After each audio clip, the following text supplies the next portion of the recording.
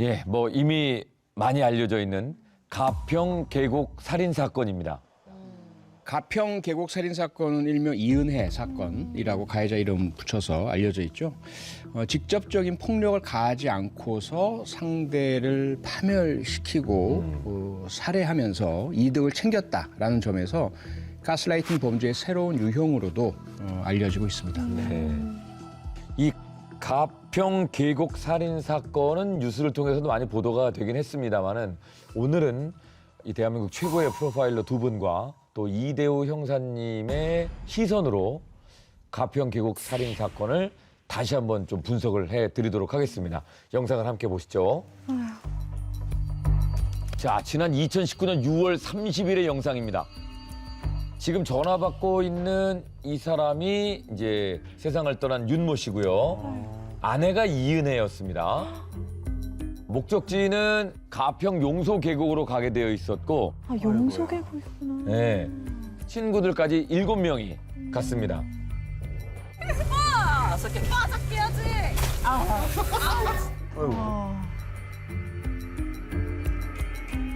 저 다이빙 명소예요. 맞아요. 제가 저기 현장을 직접 갔었어요. 그 밑에서 보는 거하고 위에서 보는 거하고 굉장히 달라요.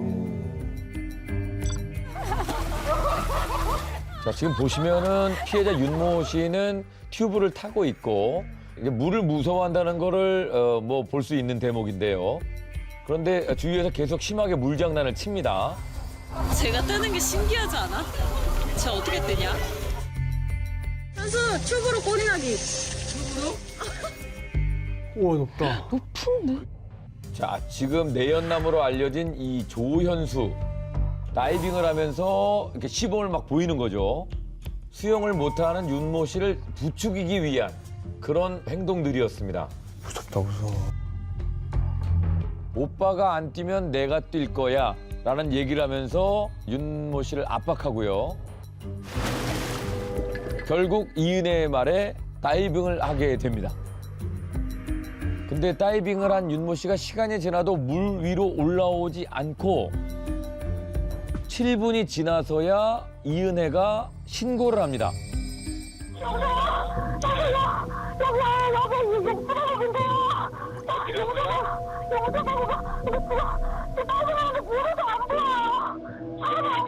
진정하세요. 무슨 일이라고요? 아니 여기 계곡에서 떨어지는데 사람이 안 보여요. 계곡에서 빠졌어요? 소름이다. 그것도 다 연기야. 그러나 윤모 씨를 발견했을 때는 이미 사망한 이후였습니다. 경찰은 일단 사고사로 사건을 종결했는데요. 근데 윤모 씨의 사망 사건에는 수상한 점이 좀 있었습니다. 첫 번째, 윤모 씨가 수영을 못하는 걸 알면서 다이빙을 강요했다는 점. 이은혜와 지인들이 남편 장례식장에서 게임을 하면서 웃고 떠들었다는 점. 전혀 슬퍼하지 않았습니다. 그리고 윤모 씨 사망 시에 나오는 생명보험 8억 원이 보험의 효력 상실 4시간 전에 사건이 발생하면서 이 보험금을 탈 수 있게 됐다는 거죠. 또 윤모 씨는 평소 가족들조차도 절대 신혼집에 오지 못하게 했던 점. 이런 것들이 좀 수상했습니다. 윤모 씨 매형의 얘기를 한번 들어볼까요? 뭔가 얘네가 이렇게 왜 안 보여주려고 하지? 정말 너희 살고 있는 거 맞냐? 뭔가 좀 정상적으로 같이 살고 있지 않는 것 같다. 이제 누나와의 대화입니다. 출근해? 출근했어. 왜? 나 내일 니네 집에 가도 되지? 안 돼. 왜? 내일 일 있어. 왜? 그럼 일요일 날 갈게. 주말에 다 출근해. 주말에 언제 출근하는데? 근데 진짜 왜 그래? 왜 그러면 너 사는 거 어떻게 사는 거 좀 보려고 그러지. 다음에 와. 다음에 제발. 사정이 좀 있어서 그래. 그 사정을 얘기해봐 그러니까. 다음에 얘기한다니까. 그냥 좀 그렇게 해주라 좀. 말 못할 이유가 뭐 있는 뭐 빨간 딱지라도 붙어있어? 안 붙어있다고. 제발 좀 살려줘 제발. 아이고 답답하다. 어떡하냐. 부모가 이상하셨구나. 가족들이 얼마나 답답하겠어요. 네. 평소 행동까지 더해져서 유가족들이 좀 뭔가 수상함을 느끼는 거죠. 결국 누나가 청원글을 올리면서 이 사건이 재수사하기로 결정이 됐습니다. 그래서 이 세상을 떠난 윤모 씨의 휴대폰을 복원하게 되는데요. 이은혜와의 녹취 파일이 고스란히 복원됩니다. 와, 다행이다. 이 윤모 씨가 통화를 녹음하는 습관이 있었거든요. 다행이다. 그렇게 드러난 이은혜와 윤모 씨의 충격적인 관계. 여보세요? 뭔 소리야? 아, 오늘 집에 오고 싶대. 집에 오고 싶어서 뭐 오늘 온대? 아, 내가 오지 말라고 그래서. 내가 통화해? 통화해봐라. 왜 그렇게 화를 내? 아 그니까 짱나니까 그렇지. 왜 그렇게 제멋대로야? 내 통화한다 끊어. 아이고야.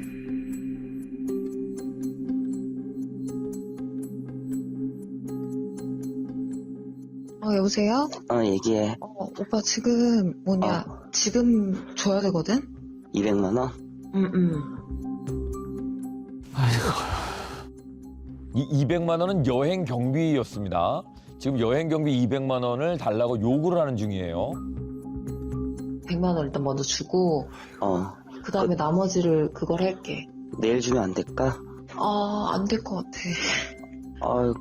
지금 얘기면 어떡해. 어제부터 얘기했잖아. 아니, 근데 급한 거 아니라고 했잖아. 아니 그런 급한 게 아니라 그런 심각한 일이 아니라 이거지. 왜냐 어차피 29일 날이랑 그 다음 주에 나오니까 철저히. 아유. 그 우리 가는 것도 원래는 1인당 비용이거든? 내는 게 다 반반씩 되는 거잖아. 한 명씩 데리고 오면. 내일 아침까지 줄게. 그냥 이렇게 하면 돼. 내가 오빠한테 나머지를 빌릴게. 빌릴 테니까 오빠 지금 월급 있는 거 일단 주고 일요일날 들어온다며 어차피. 지금 160만 원에서 이제 방세랑 냈어? 100만 원 남았는데 그러면? 냈다고? 내가 급한 거라 얘기했잖아. 근데 당장 오늘. 이건 바로 줘야 된다고 얘기했잖아, 이거는. 당장 오늘인 줄 몰랐잖아. 아유, 철저히. 내지 말고 있으라니까. 내가 내야 내가 줘야 된다 그랬잖아. 방세를 내지 말고. 지금 방세를 내야 되는데 여행 경비로 써야 된다면서 방세를 못 내게 하는 통화였습니다. 여행이 급해? 방세보다? 악마 같다. 그렇게 받은 돈으로 수시로 여행과 유흥을 즐겼던 이은혜. 윤모 씨는 친구에게도 여러 차례 문자를 보냈습니다. 3,000원만 입금해줘. 친구에게 3,000원을 빌려야 할 정도로 힘들었습니다. 그리고 이은혜에게도 3만 원을 입금해달라. 회사에서 밥도 못 먹고 물도 지금 사 먹을 수가 없다. 자, 전기가 곧 끊긴다. 아껴 쓰고 있다. 그냥 전기세 좀 줘라. 38,000원. 사채도 썼구나. 네, 사채를 써서 돈을 구했습니다. 친한 친구들은 아예 이제 피하기 시작합니다. 생계 유지도 안 되고 본인 스스로도 굉장히 힘들고 비참한 상황이었습니다.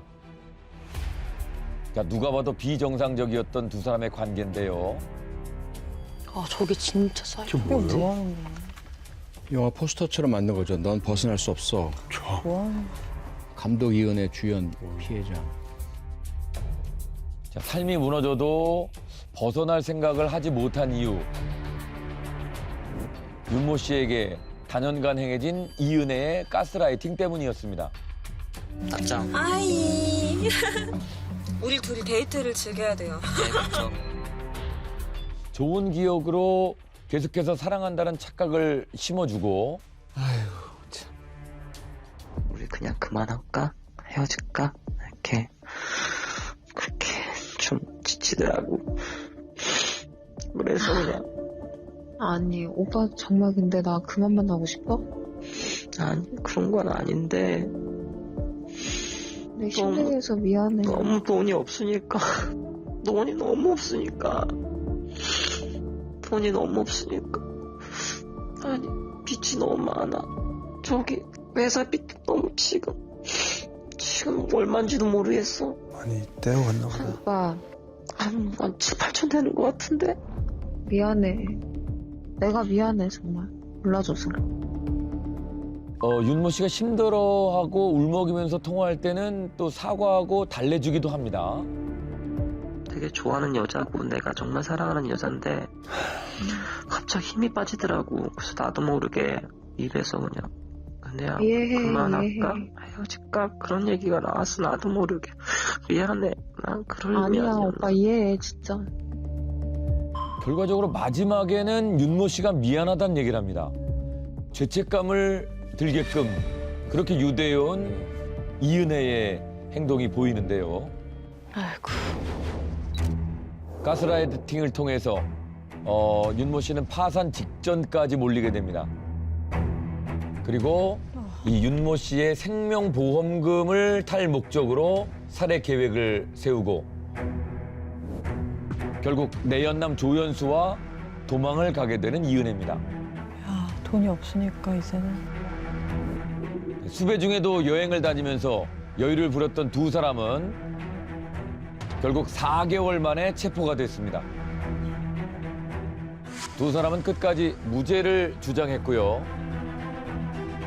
결국 조연수 징역 30년, 이은혜 무기징역이 선고됐습니다. 아, 저렇게 해야지.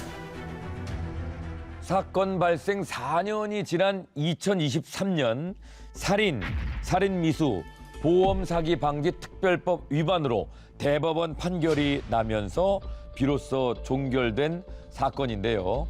하지만 마지막까지 계곡 살인 사건의 가해자 이은혜는 자신의 무죄와 억울함을 주장했습니다. 어휴. 어떻게 저러지? 이 사건에 대해서 이제 그냥 뉴스로 대충 접하신 분들은 아내가 내연남이 생겨서 두 사람이 짜고 남편을 보험금 타기 위해서 죽인 뭐 이런 사건 정도로만 이해를 하실 수 있는데요. 그러니까 내막을 좀 들여다보면 이은혜가 남편을 굉장히 이렇게 조종을 하는 그런 느낌을 많이 받게 됩니다. 저 통화 내용은 처음 듣는데 저렇게 좋게 하기도 했군요. 저는 되게 안 좋게 한 것만 본 적이 있는데 아 저렇게 좀 의심을 하거나 뭔가 떨어져 나갈 것 같으면 아니야 괜찮아 이해해 미안해 이렇게 하면서 그러니까 못 벗어났던 것 같아요. 네. 그럼 우리가 그냥 생각하기에는 막 누군가를 조종할 때는 막 윽박도 지르고 화도 내고 폭력적인 그런 언행도 하고 뭐 이럴 줄 알았는데 지금 대화 내용은 조금 양상이 다릅니다. 직접적인 폭력을 가하지 않고 상대를 파멸시키고 이득을 챙겼다는 점이 새로운 가스라이팅 범죄 유형이라고 볼 수 있다고 하는데요. 어떤 포인트들이 좀 새로운 범죄 유형이라고 볼 수 있을까요? 우선은 지금 우리 패널 여러분들께서 일단 이 사건의 결론을 알고 있고 유죄 판결 사실을 아니까 전부 범죄다라고 인식 갖고 이렇게 보시지만 그 인식이 없는 상태에서 원점부터 봤다면 피해자 스스로 뛰어내렸거든요. 저 이은혜든 누구든 가해자가 피해자에게 손을 대질 않았어요. 경찰도 그래서 이건 사고사로밖에는 결론을 못 내린다라는 게 최초의 경찰 수사 결과였거든요. 그래서 이 사건이 너무 끔찍하고 잔인하고 치밀한 겁니다. 이은혜 입장에서는 단 하나도 자기가 범죄 혐의를 받을 만한 말이나 행동을 하지 않기 위해서 철저하게 계획을 한 거예요. 보시면 일반적인 가스라이팅은 가해자가 피해자보다 나이가 많거나 지위가 높거나 권력이 많거나 힘이 셉니다. 또는 지식이 많거나. 그래서 피해자가 처음에는 내 말이 맞는데 저 사람이 왜 나한테 엉뚱한 얘기를 하지? 라는 것을 알고 있다가 반복되면서 내가 틀렸고 저 사람이 맞구나 라고 돼요. 그러면서 그 다음 단계 뭐냐면 주변과 차단을 시켜요. 다른 제3자로부터 네 말이 맞아 라는 정확한 이야기를 듣지 못하도록 만드는 것이거든요. 그러다 보면 피해자는 가해자에게 의존하게 돼요. 그래서 무조건 저 사람이 맞고 난 틀려 이렇게 되는 과정인데 지금 이은혜와의 관계를 이렇게 보시면 알고 있던 거랑 달리 사랑해, 미안해, 그리고 아주 부드럽고 말하는 것도 대화 내용도 그렇단 말이죠. 근데 이게 어떻게 가스라이팅이 되느냐. 피해자 입장에서는 오히려 이은혜가 하는 이야기들은 모두 다 맞는 이야기예요. 그런데 실제를 보면 신혼부부인데 서로 같이 못 살아요. 자기는 지하 골방에서 있고 이거는 어디선가 다른 행동을 하고 그런데도 이게 모두 누구 잘못? 내 잘못. 자기 잘못. 가족들이 걱정되니까 찾아오겠다고. 너 신혼 맞아? 신혼인데 그럼 같이 살아야 될 텐데 뭔가 이상해. 못 오게 하잖아요. 왜 그럴까요? 그 이면에는 만약에 가족이 오거나 조금이라도 이은혜가 원치 않는 행동을 하면 그 이후에 벌어질 이은혜가 토라지고 삐지고 자기에게 원망하고 이거 자체를 가장 무서워하고 두려워하는 상태가 된 거죠. 그다음에 월급이 600만 원이 넘는 대기업의 연구원이에요. 아, 진짜요? 예.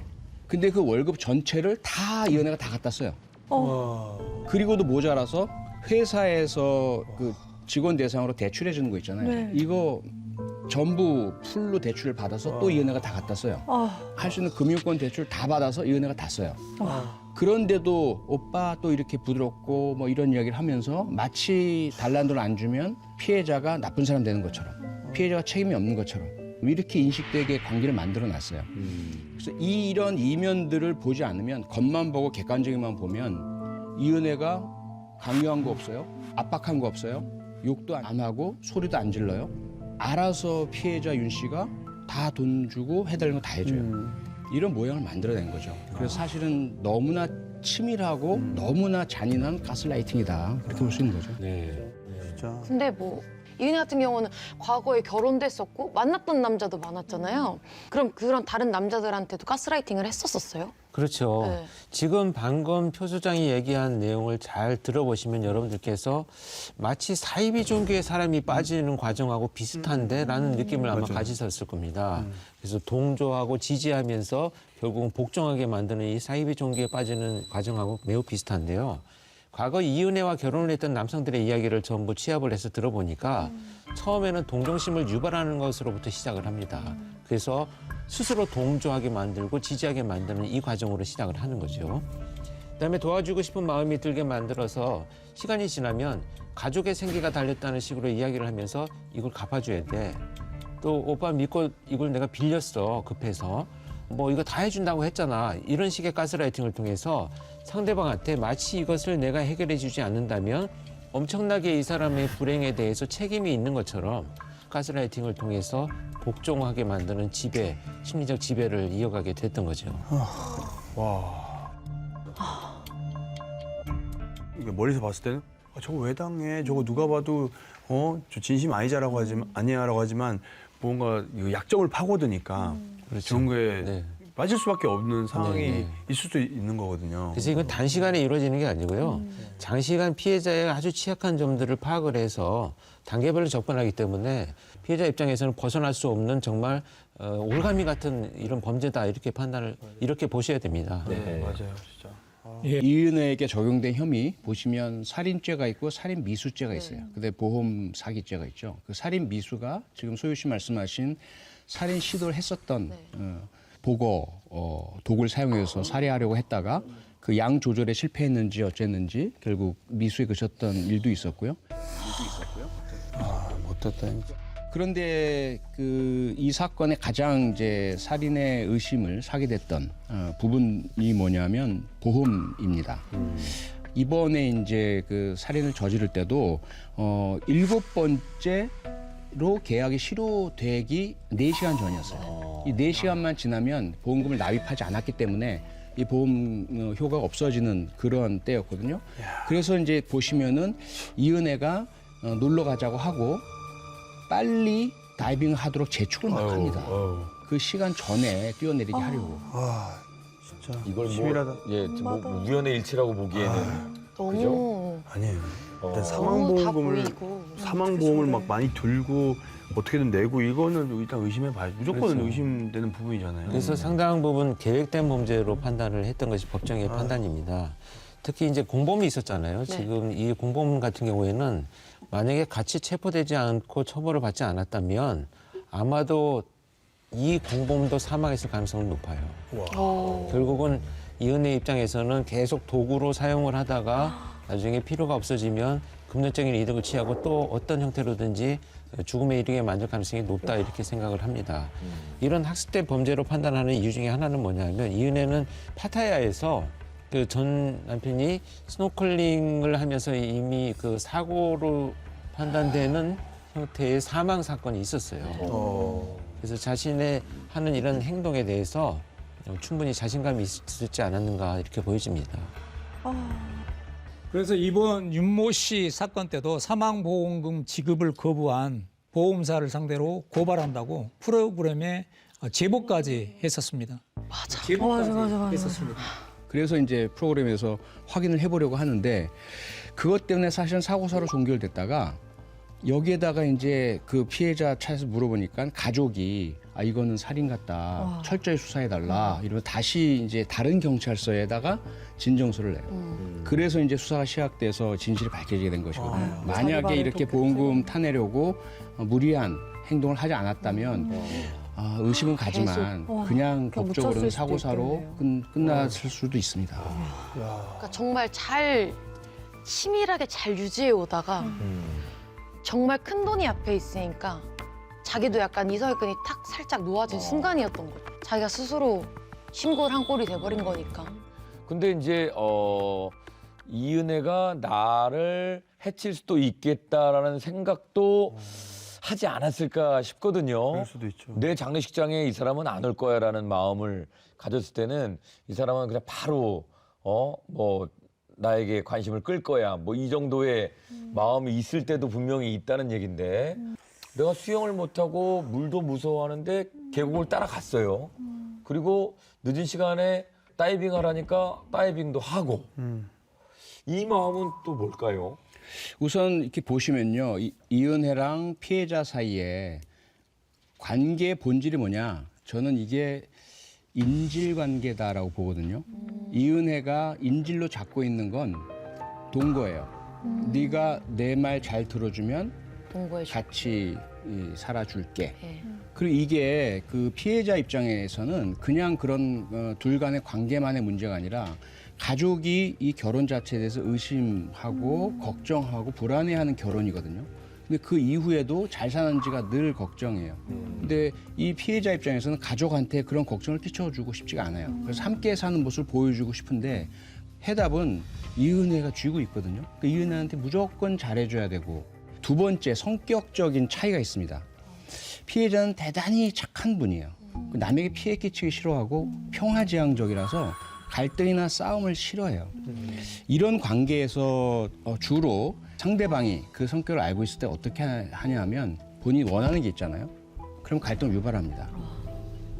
막 싸우려고 하고 또는 화를 내고 막 삐치고 이러면 상대방은 그게 싫어서 알았어. 네가 원하는 거 해줄게. 이게 자꾸 습관이 되고 반복이 되면 지배 상태가 되는 거예요. 이걸 이제 심리적 지배라고 하거든요.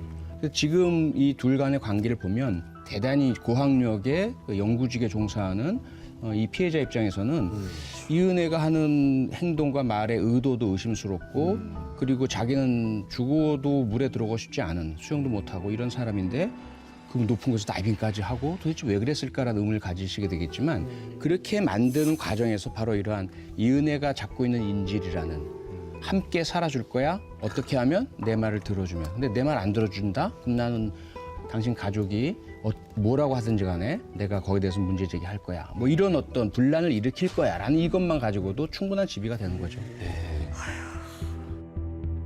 이은혜가 짜놓은 교묘한 각본 아래에 한 사람의 감정이 잔인하게 이용당한 가스라이팅 사건이었습니다. 이 가스라이팅은 상대방이 나를 특별한 사람이라고 착각하게 만들기 때문에 생기게 되는 그런 일입니다. 누군가 때문에 자신이 특별해지지는 않습니다. 스스로 내가 특별한 사람이다라고 믿고 자신의 인생을 살아보시는 게 훨씬 더 중요한 일이 아닐까 싶습니다.